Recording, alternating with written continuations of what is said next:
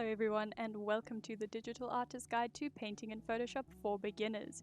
If you're here for the sphere, then skip ahead to this timestamp over here. But if you guys are here for the complete breakdown of how to use Photoshop for the first time ever, then stick around. I'm here to help you out because I know when I first opened Photoshop, I wanted to melt into a little pile of goop because the interface was so unfriendly and so scary, and honestly it felt a little mean and aggressive, so I just closed Photoshop again and I left it for another day. But now that I've been using it for a couple years, I feel confident in helping newcomers learn their way around the interface, especially for digital artists like myself. If you're looking for something more photography based, then this is the wrong video for you. So stick around with me as we open up Photoshop for the very first time, learn how to use a new canvas, learn the basics of brushes, layers, tool presets, and the color block, and learning how to go from a blank canvas to painting a sphere. What I'm using here is I'm using my Huion screen tablet, and what you guys will need for this video hardware wise is you will need some form of tablet or a mouse.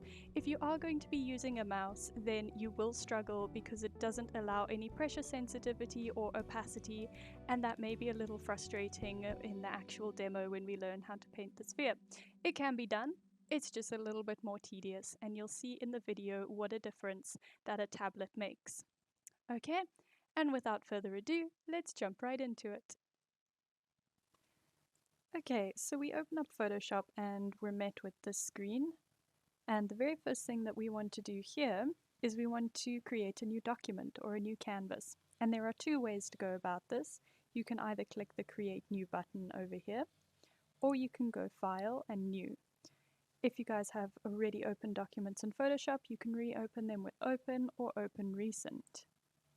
But we want a new document, so clicking on the button, it gives us a whole bunch of presets for our Photoshop documents. You can see here I'm under the Recent tab, so these are all of the ones that I have used recently. And what I normally do is I go to Print, and I click on A4. I always start with an A4 document, it's just the easiest and the simplest for me when I don't have dimensions to work with. It's like working on a piece of paper, it's familiar to me. So that was found under Print and the A4. If you can't find this, you can also type in your own values here. What I do is I like setting mine to millimeters unless I'm working specifically for web, in which case I'll switch it to pixels. But otherwise I stick to millimeters, with the width being 210 and height being 297. Orientation, you can go from portrait to landscape, and I never use artboard, so I leave that box unchecked. We want to keep the resolution at 300 so that you have a nice crisp image at the end for your art. If you're working for web and you want a smaller file size, you can always change this down to 72. But if you plan on making prints later or uploading a really high quality version, you do want to keep this at 300. Over here, you can change the color mode. We're going to stick with RGB since we're working on a screen, and you can edit this later to be CMYK in case you want to print your art. The rest we're all going to leave. You can change the background option if you want. I always leave it at white and then change it in Photoshop later. There are advanced options hidden here if you're interested in checking those out. And we can name our document over here. We're just going to call ours New. Once we hit Create, the Photoshop window changes and we're introduced to this. Okay, so now we have our new canvas open. Where do we go from here? Everything's confusing, nothing makes sense, and when I first opened Photoshop, I wanted to immediately close it again because it was so overwhelming. Don't worry, don't freak out, that's exactly why I'm here. I'm going to break this down step by step. So if your screen doesn't look exactly like mine, your Photoshop interface, don't worry, we will get that set up in a moment. You will find everything that you need under Window, and then all down here. But first, let me explain what's on my screen.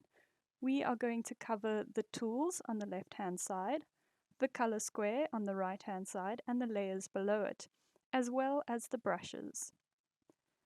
So let's start with the tools to make sure that you guys have everything open. Make sure that you check color, layers, tools, and then you can check brushes as well. What I've done is I've docked mine on the side. Everything in Photoshop's interface is customizable, which is amazing.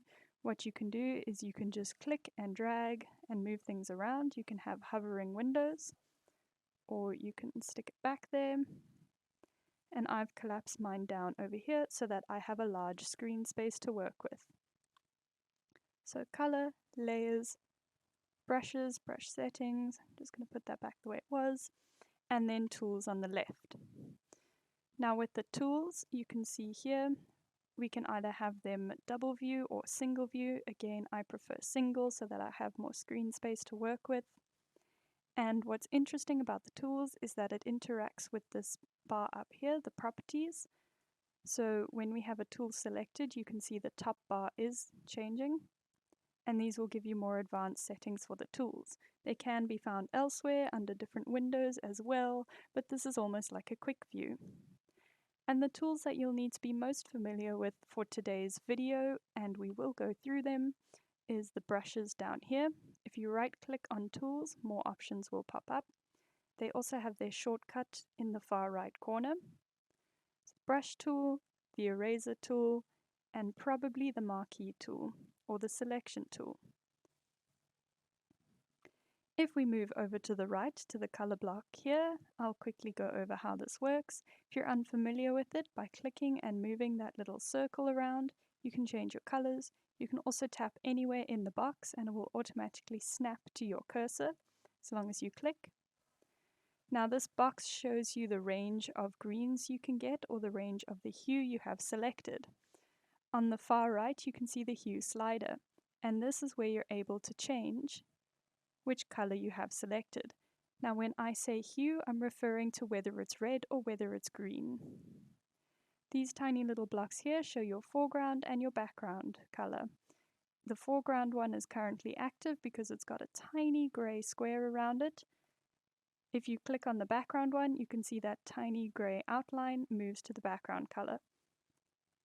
Just make sure you have your foreground color selected for this video.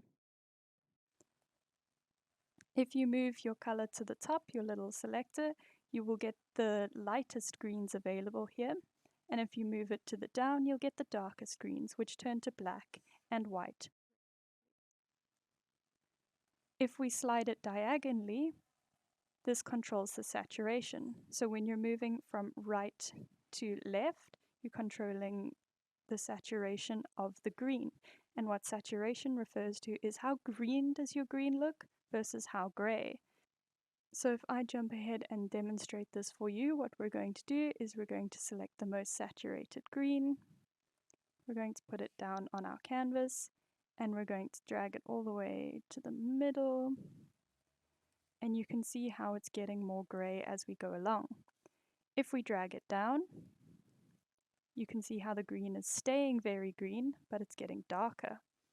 And if we drag it diagonally, you can see that it's getting gray and darker. And intuitively, you'll become very familiar with this color wheel as we work. Right now, those are the basics that you need to know. Jumping down to the layers channel, over here, what we have is it gives us a background. Now this background is default white because we set it up when creating our new document. It's named background for us and it is locked. We're going to leave it the way it is for now and we don't need to mess with it, but we do want a new layer to work on. And how we do that is with these little symbols down below. The box with the plus in it allows us to create new layers, and they're named with numbers. Layer 1, Layer 2, Layer 3, and I can keep creating as many as I want. And then to delete the layer, all you do is make sure you have it selected. You'll know it's selected because the layer turns light gray, and you click the delete button. So right now let's stick with 3 layers. If I want to rename them, all I need to do is double click on the text, and we can just name this 1, 2, and 3. And I'm hitting enter to confirm the names. Making sure I have layer 1 selected, what I'm going to do is I'm going to grab a red color. And how I'm painting over here is I'm using the brush tool. So making sure that this tool is active, I can click on my screen and it activates the paint, I guess. And making sure that you have the right brush selected, we will go over this in more detail. This is just if you want to follow along with what I'm demonstrating. I've just got the default hard round brush selected. You don't need to worry about the settings up there. So currently what I'm going to do is I'm going to demonstrate how layers work, as many of my previous students have found it quite confusing when they're first using digital software. So what I like to say is that they're little pieces of paper sitting on top of each other. If something's on top of another layer, you're not going to see what's below it if there's something covering it. So we're going to draw on layer 1 and demonstrate this. We're going to have a red dot on layer 1, swapping to layer 2 by clicking on it and picking a different color. We're going to draw another dot, and swapping to layer 3 and clicking on it, we're going to draw our third and final dot.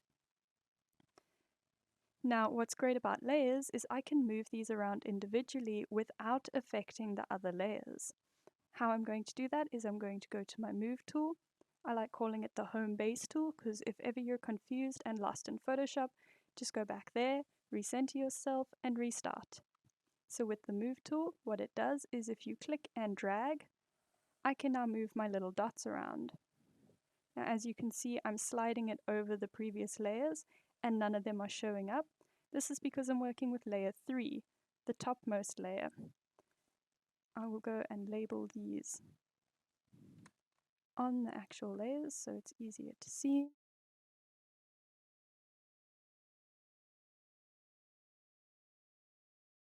Back to my Move tool. If I move layer 2, you can see how it goes on top of layer 1 but behind layer 3 when I'm moving it. And finally, the same with layer 1, it's going to go behind everything because it's at the bottom.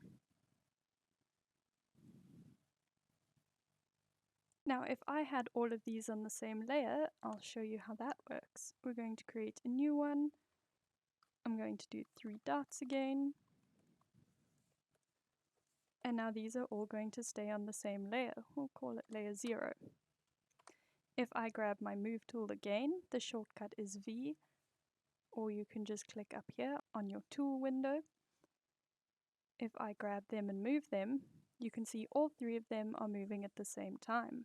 If I drag this to the very top of the list, what I did there is I just clicked and dragged, and you can see the little blue line showing where it's going to sit. I moved it to the top, and now if I move it here, you can see it's on top of everything. So hopefully this gives a clear demonstration of how the layers are going to work.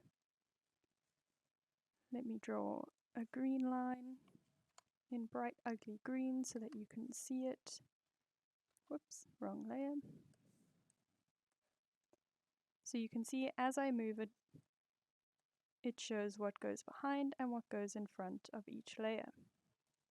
There are many more settings within this layer panel as there are within the brushes, and I think the best way to demonstrate that would be with an actual demonstration of how to paint a sphere in Photoshop. So that's what we will be doing next. Okay, so for the next part of this video, I'm going to be taking you guys through exactly how I made this step by step. So this is a painting in Photoshop, it's just of a sphere, and it is hopefully going to cover everything that you need to know from layers to brushes and exactly how I did this. So what we want to do is we want to start with, let's make a new canvas and do exactly what I've done here. So we're going to go File, New, I'm going to stick to A4, but this time I'm going to make it landscape. And we click Create. Now I have the background as a dark grey over here. And I want to see both of these at the same time, so I can use this as a reference. What I'm going to do is I'm going to go Window, Arrange, and then 2 up vertical. And you can see what it's done here is I can see both of my canvases at the same time. I'm going to make that one quite small since I don't need it that much. And how I'm zooming in and out and moving around my canvas is I'm using the Pan tool and the Zoom tool, and I'm using these with keyboard shortcuts. So you can find them over here. Your zoom tool is right here. You can see if I click and drag, it zooms in and out. And spacebar is the pan tool. You can see my cursor changes to a little hand. And if I click and drag, I can move my canvas around. I have scrubby zoom enabled and I don't lock it to the edges of my screen, and you can change these settings in Edit, Preferences, under Tools, and Overscroll, and Animated Zoom. I have these enabled just because I prefer how it works. So to cover that again, holding space allows me to click and drag my canvas around, and either using the zoom tool or the shortcuts Control and space allows you to zoom in and out, or Alt and space works as well. As I can also zoom in increments if I hold Control and plus or minus on my keyboard. So, getting the canvas where I want it, I want to set this to a mid-tone grey. We don't need to worry about what hue this hue slider is on since we're only working with the greys, so you just need to drag your cursor to the furthest left of this little box. We're going to pick somewhere just above the middle, and I'm going to fill in the background. Now, I love keyboard shortcuts, so I'm going to use the keyboard, which is Alt Backspace. But if you guys aren't familiar with keyboard shortcuts and you prefer to use the tools, it is hidden here under the gradient tool. You right click and paint bucket tool, and then it will just automatically fill it in as we go along. So I'm going to get a lightish grey for my background and leave that as is. Clicking V to go back to my home base tool, I want a new layer, so I'm going to click the plus button, and that creates a new layer. I'm going to rename this base so that I don't get confused later on. And now what we want to do is we want to use the Marquee tool. Right-clicking on it, we want the elliptical one. And by holding Shift and dragging, I can create a sphere, or a circle for now. If I let go of Shift, I can create ovals, but I want this to be a perfectly round sphere. So it doesn't matter where you create this on the canvas, as long as it fits within the canvas. It gives us what's known as a running ant selection. It's called running ants because of the little black and white moving lines. And that means that whatever we paint inside here, we grab a different color, and making sure that you have your base layer selected, it sticks within the running ants, which is very cool. So we want to fill in this whole thing with one color. So again, you can use the paint bucket tool or the keyboard shortcut Alt Backspace. Now to get rid of these running ants, since we don't need it anymore, is we're going to go Control D or select and deselect over there.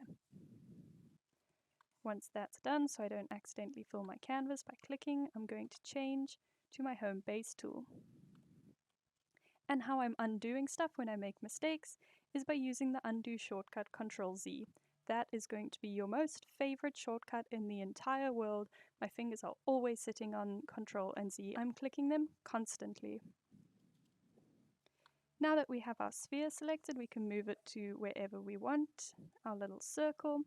And by doing this is just with the home base move tool and clicking and dragging. I think I want to make it a little bit smaller, so I'm going to transform it. And that you can either go Edit and Free Transform, or you can use the shortcut Control T. Now this brings up a bounding box, which are these little white squares with blue lines connecting them. And this allows you to transform the size, and later on, I'll cover this in another video, is you can shift stuff into perspective and squish things, and it's awesome. But right now, all we want to do is just make it a little bit smaller. Once you're happy with the size, we're going to create a new layer, and we're going to call it lighting or lights. And now this step is very important. We are going to clip the lighting layer to the base layer. And how to do that is you right click on the lighting layer and you say create clipping mask. Now you can see the icon has changed. The layer has jumped on top of the little base layer and it's got a little arrow there demonstrating that. There is, of course, a keyboard shortcut for this. And what that is by holding Alt, and if you move your cursor between these layers, do you see how it changes to a box with a little arrow? You need to click in between the two layers that you're using, and as long as you click on that little line, it'll hop on top. And if you click again, it undoes it. So we want to create a clipping mask. Now what this does is basically the same as the running ants selection, but on a whole new layer, and we don't see the running ants. So if I grab red for us to demonstrate, and I draw on the lighting layer, it sticks. So this sticks to whatever the pixels are below it. You can see I can't draw outside of it, I can only draw where the pixels are active on the lower layer. This is really useful because if I want to draw on this layer and I'm not sure if I want to keep it there later, I can just switch the visibility on and off. Now this does not delete our layer, it just hides it, which is very, very useful. However, the second way of doing this, I shall create a new layer, is if I do the exact same thing, except instead of creating a new layer and clipping it, I'm going to alpha lock it.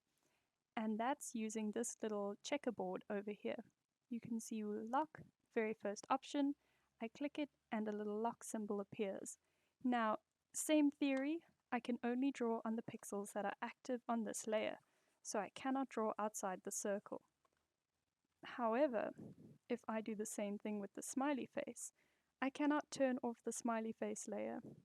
It turns off the entire layer, and this is a destructive way of using Photoshop.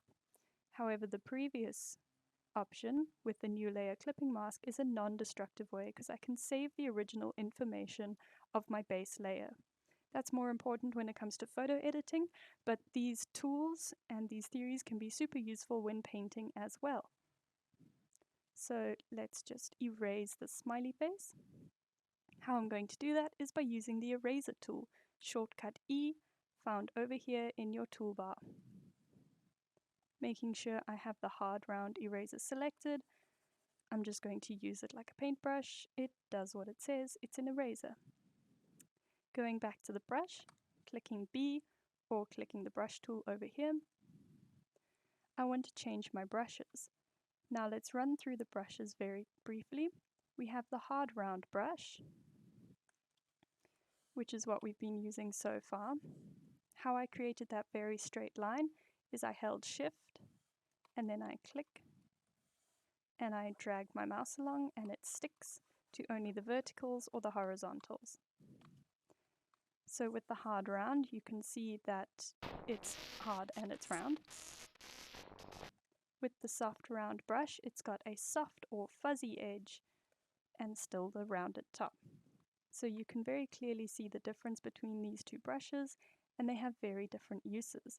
Now these are at full opacity with no transfer, and we're going to demonstrate, and no pen pressure. And as you go down the list, each one of those options changes. So what's important to know about brushes are opacity, transfer, and pen pressure. So if we move down, we'll demonstrate pen pressure. Now again, I'm using a Huey on screen tablet, so that allows me to have pen pressure. If I do the exact same thing with a mouse, you can see there's no pen pressure even though I'm using the brush. So make sure that the tool you are using, the actual hardware, supports pen pressure before you try this. Same thing with the soft one, it just has a fuzzy edge. With the opacity, I'm making my brush bigger. You can either do that over here with size, but keyboard shortcut is square bracket, and then the left one makes it smaller, and the right one makes it larger. With opacity, you can see the harder that I'm pressing is the more red it goes. If I go on a layer below that, you can see how this red on the top is kind of see-through and it makes the blue purple. So that's known as opacity. And then with transfer or flow, What that does is that controls how fast that the color is coming out of your paintbrush according to how hard you press down. But that will become more useful when we're working with color dynamics, and we're not going to use it in this video. So, back to the lighting, we want a soft round brush. As we can see here, the only hard edge is the outer edge of the sphere. So I deleted, no I didn't, here we go. Oh, something to be aware of is when obviously you have the other canvas active, your layers are going to change to whatever's on that canvas. So I'm just going to make sure this one's active again just by clicking on it. I'm going to grab one of these two. It doesn't really matter which one. And we're going to grab a lighter gray. What I'm going to do is I'm going to increase my brush size and just softly paint over there. I pressed incredibly lightly. I'm going to make it smaller and press harder. As I go smaller, I can also increase the gray. And you can see it's already looking pretty good. But what I want to do is I want to add some bounce light from the floor or some reflected light just to give that extra little bit of realism. I'm also going to erase. Now I have the wrong eraser equipped, so I want to quickly change that. I'm going to erase some of the edges there just to bring back that darkness. And what I'm constantly doing is I'm painting in something, seeing if I like it by zooming out, undoing it if I don't, and trying again. Once I'm happy with that, we can move on to create the shadow. And what we're going to do is we're going to create a new layer, call it shadow, and we're just going to move it below the base layer. If we have our brush active, the color pick shortcut is holding Alt, or you can go to the eyedropper tool right over here. But I prefer using my brush and color picking as I go since it's super useful and I don't need to keep changing tools. I can just hold down one key on my keyboard, which is the Alt key. I'm going to pick the dark gray that we used for our base, and you can see it here if we switch off the lighting layer. Making sure I have a soft fuzzy brush selected, I'm just going to paint in the shadow, just by drawing a line and pressing harder as I get closer to the sphere. The shadow is pretty intense, so I want to take that back a little bit. What I'm going to do is I'm going to change the opacity of the whole layer. That's with this little slider over here, and you can see it fading away. And you can pick whichever one you feel looks right. You can also go in and change the shape of the shadow with the eraser. And there we have our sphere. Thank you so much for watching this video. If you guys have any questions or if you felt I was unclear on some subjects and would like a video update later on, please let me know in the comments down below. And if you'd like to see more tutorials from me, please leave a like and subscribe, and hopefully we can go on this Photoshop journey together. Thank you so much for watching. See you in another video.